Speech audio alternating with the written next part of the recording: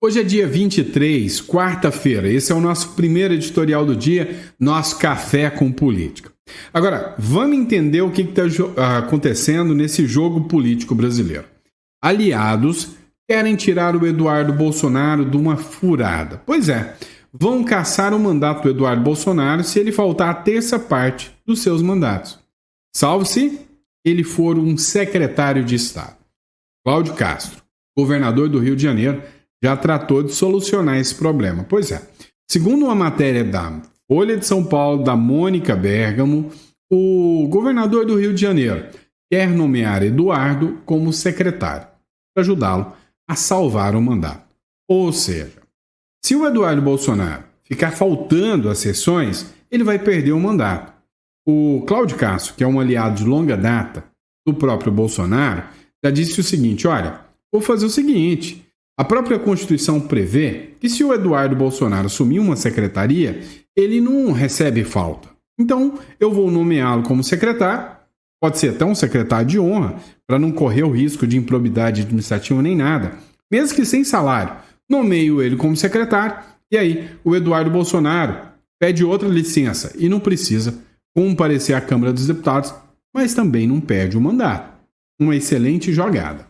Se não contassem com a astúcia do PT, ou melhor, com o alinhamento do PT e do Supremo Tribunal Federal.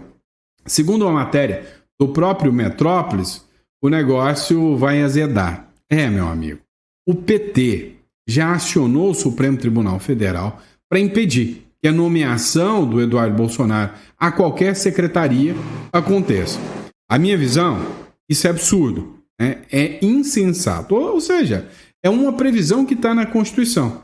Mas o líder do PT, o Lindbergh Farias, que é lá do Rio de Janeiro também, já entrou com uma ação no Supremo Tribunal Federal, já ontem ainda, na terça-feira, para que o deputado licenciado Eduardo Bolsonaro, ou melhor, licenciado não, em exercício agora, faltando, mas está em exercício, o Eduardo Bolsonaro não possa ser nomeado para assumir qualquer secretaria estadual.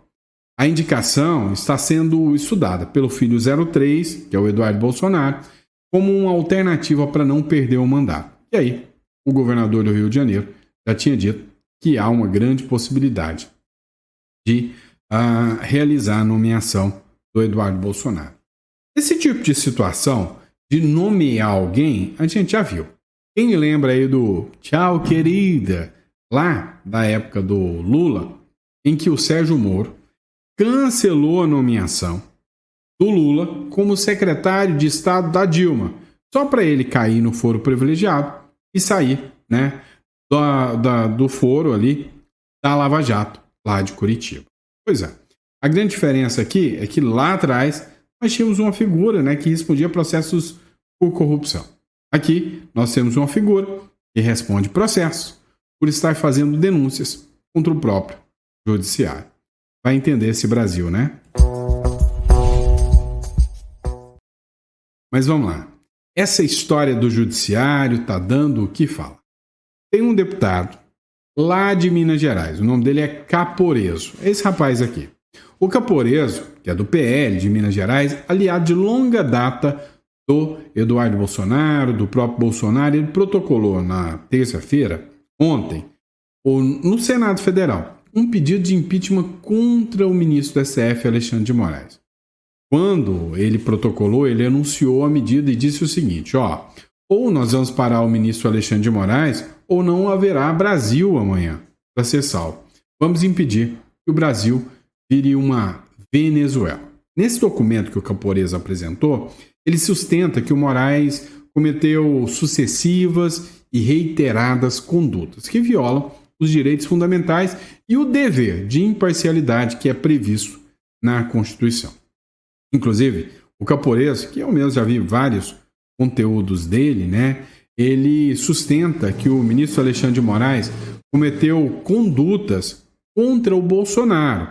Ele diz que o ministro instaurou procedimentos que são inquisitórios, inclusive de ofício, e sem que o Ministério Público tome atitude. O vídeo dele fazendo o protocolo é esse aqui, acompanha comigo.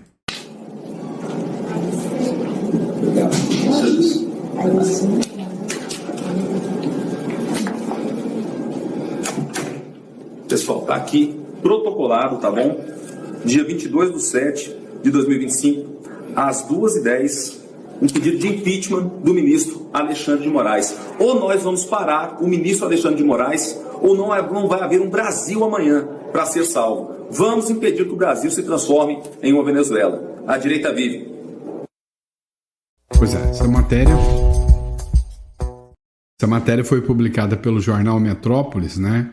E aí, a minha pergunta para você é: será que esse impeachment vai andar ou não? Deixa a sua resposta. Vamos lá.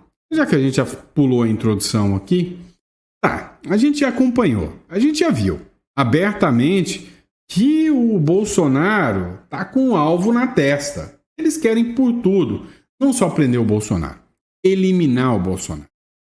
Ontem a gente analisou aqui com vocês uma matéria do jornal Metrópolis que dizia que a avaliação dos caciques do PT é que só por tornozeleira, só mandar o Bolsonaro para casa é pouco demais. Não vai neutralizar o Bolsonaro, impedir que ele tenha um discurso político. Pois é, a única solução na visão do PT é prender o Bolsonaro. É cá entre nós. Será que se prender o Bolsonaro, o bolsonarismo acaba? Qual a sua opinião? A minha opinião é que não, que sucessor não falta. Olha, por exemplo, essa matéria aqui do jornal Metrópole. A Michelle Bolsonaro deve assumir a liderança da direita sem o Bolsonaro. É o que diz um líder da direita, né? O líder do bloco Vanguarda, que é um bloco formado por senadores de direita, o senador Wellington Fagundes, que é lá do Mato Grosso, né, foi um integrante da oposição a defender que a ex-primeira-dama Michelle Bolsonaro assuma a liderança da direita ante as medidas cautelares impostas ao ex-presidente Bolsonaro. A jornalistas, que aconteceu ontem numa coletiva, ele disse que a oposição deveria apoiá-la e que vai procurar o Bolsonaro para tratar do assunto.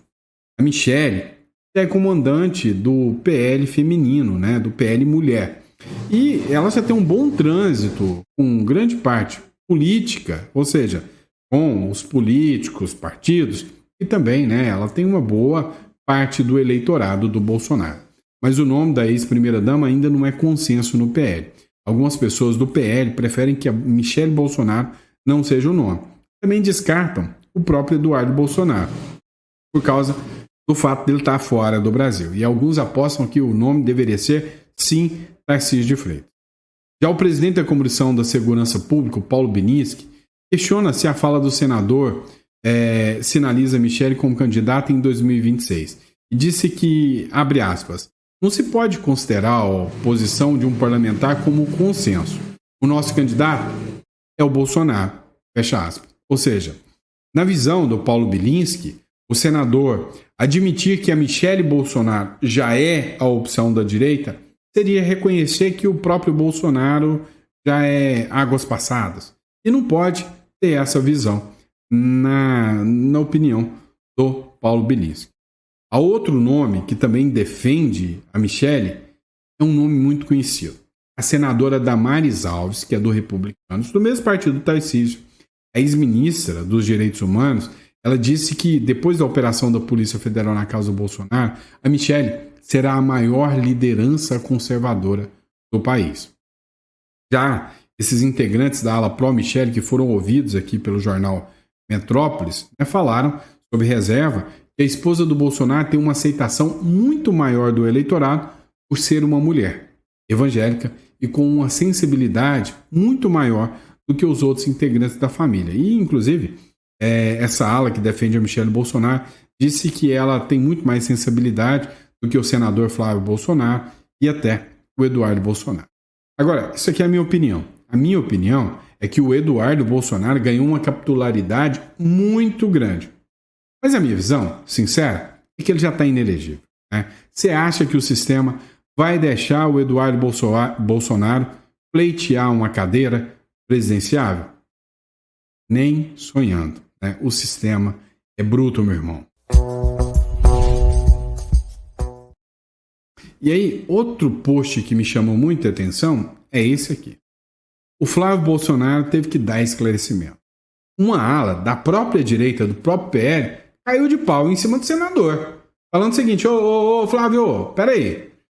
Segunda vez que quando o seu pai tá na mira, quando o seu pai tá num apuro, você dá linha, você corre daqui, você vai para outro país, curtir suas fériasinhas? Pois é.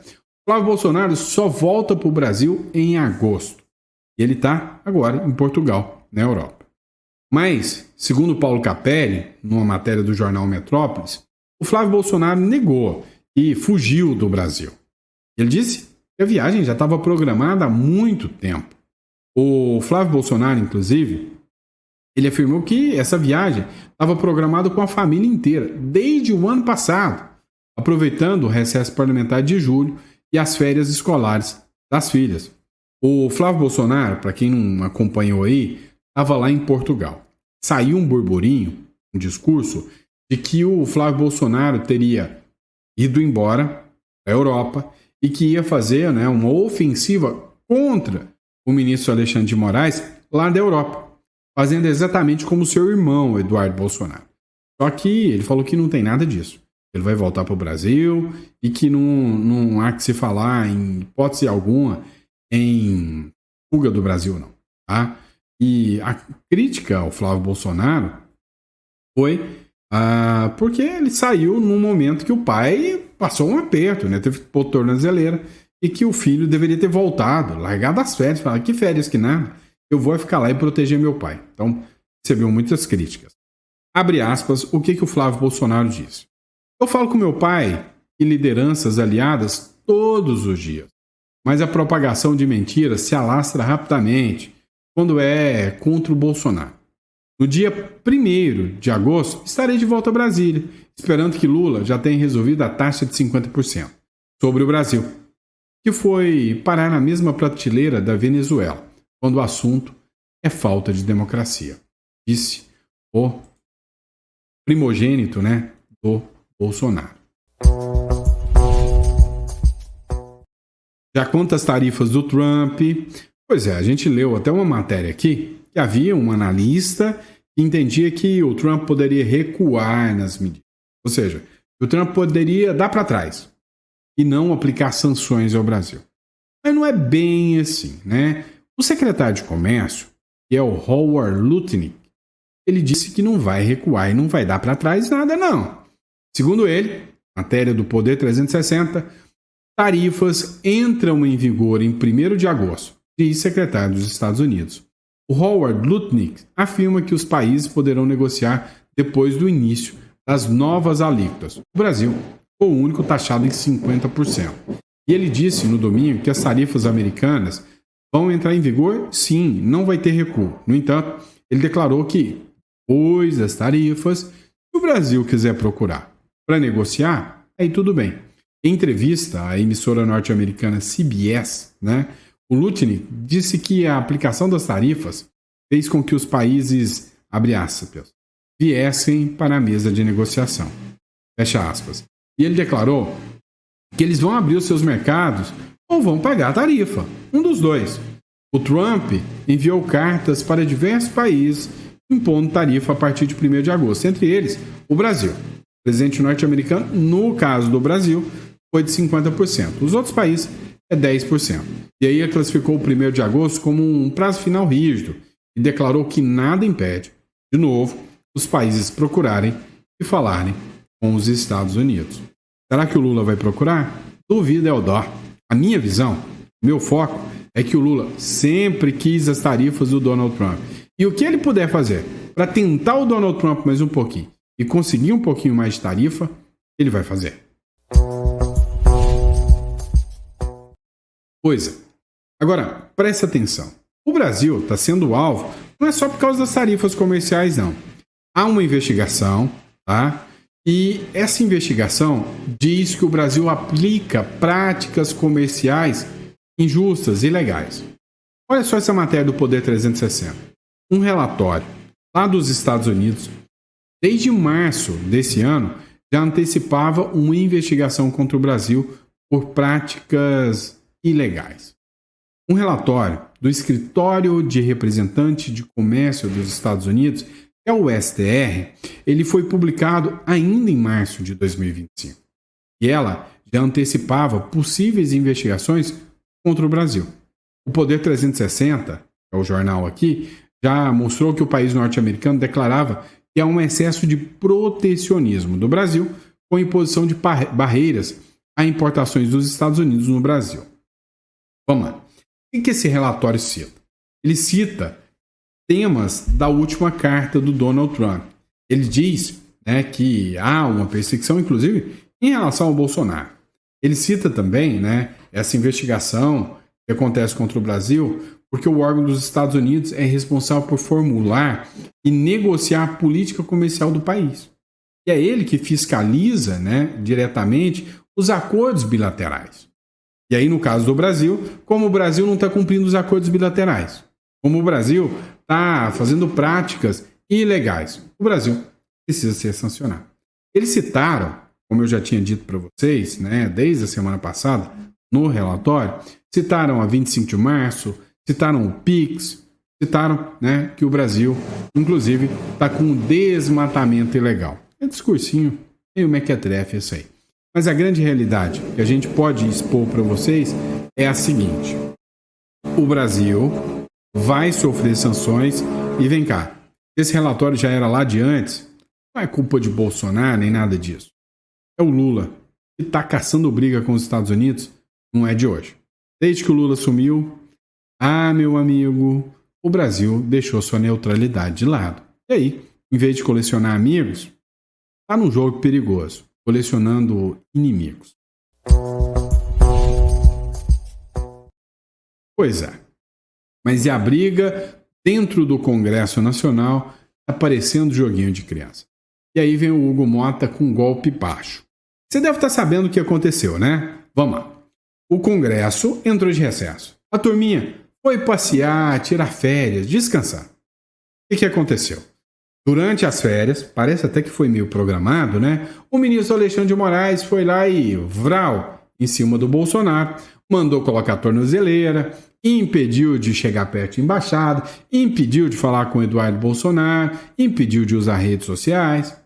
O Bolsonaro convocou, né, os seus aliados que queriam parar o recesso parlamentar e dar continuidade às atividades lá do Congresso. Adivinha para quê? Para pautar a anistia. O Hugo Mota não gostou nada disso. Foi lá, fez uma resolução dizendo que é proibido se reunir na Câmara dos Deputados durante o recesso parlamentar. E aí, isso aí gerou uma revolta gigante. Inclusive o Sóstenes Cavalcante, que é o presidente do PL, da oposição, mas fez críticas das mais pesadas. Inclusive, vou mostrar aqui para vocês, falou de censura, entre outras coisas. Agora, para sacanear aqueles que votaram nele, olha que coisa, até parece que político faz isso, né? Para sacanear quem votou nele, ou seja, para sacanear os políticos da oposição que estão indo para o Congresso fazer reuniões, mandou nada mais nada menos do que desligar o ar-condicionado da Câmara dos Deputados para deixar a oposição no calor. Sacanagem, hein? O presidente da Câmara mandou desligar todo o ar-condicionado da casa, ou seja, da Câmara dos Deputados, e de dentro das comissões que foram defendidas pela oposição durante o recesso parlamentar. Quem fez essa afirmação foi a deputada Júlia Zanata, que relatou que uma das suas assessoras até passou mal devido à falta do ar-condicionado e o tanto que a Câmara dos Deputados é quente, tá? Para quem não conhece a Câmara dos Deputados aí, o negócio é cheio de túnel. Não tem ventilação, não tem janela, não tem nada disso. Aquilo lá sem ar-condicionado deve ser um pedacinho do inferno. Aquilo lá com ar-condicionado também é um pedacinho do inferno. Aquilo lá com ar ou sem ar-condicionado é cheio de diabinho para ferrar a gente. Então, de um jeito ou de outro, é um pedacinho do inferno. Mas, pois é, como eu disse para vocês, a briga, né, continuou acirrada.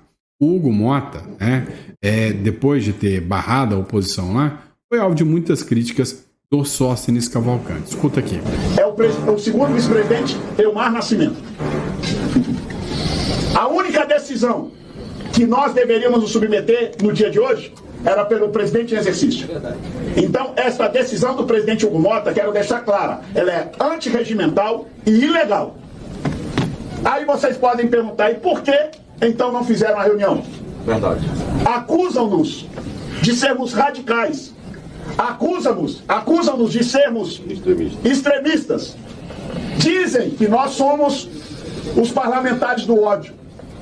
Mas hoje, todos esses abnegados colegas que aqui estão comigo, damos uma demonstração ao Brasil de que tudo o contrário que grande parte da mídia, a totalidade da esquerda diz, nós temos subserviência até para nos submeter a uma decisão ilegal.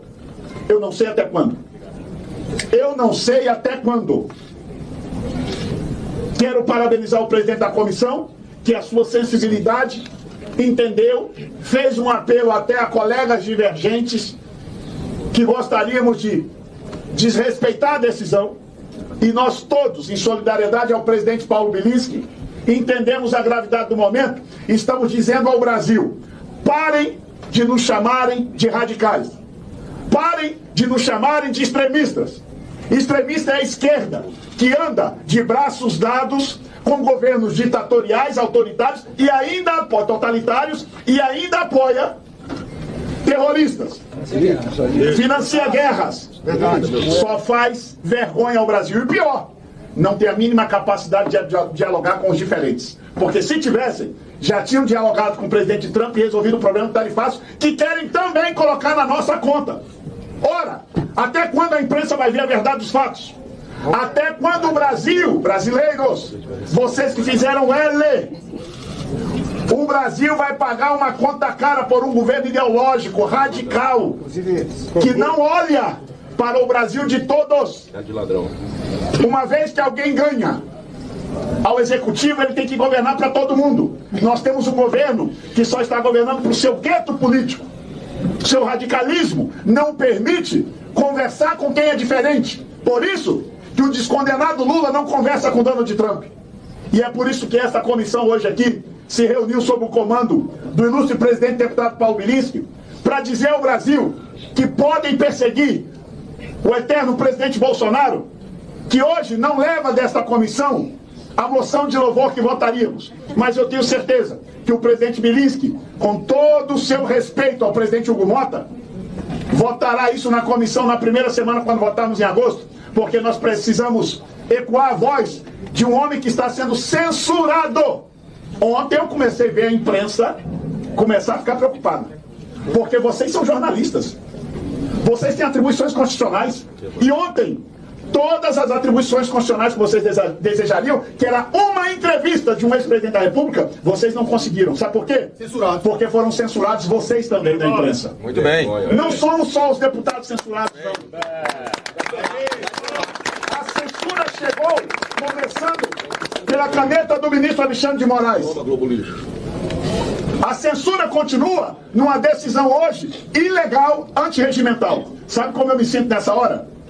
Eu me sinto igual a deputada Silvia.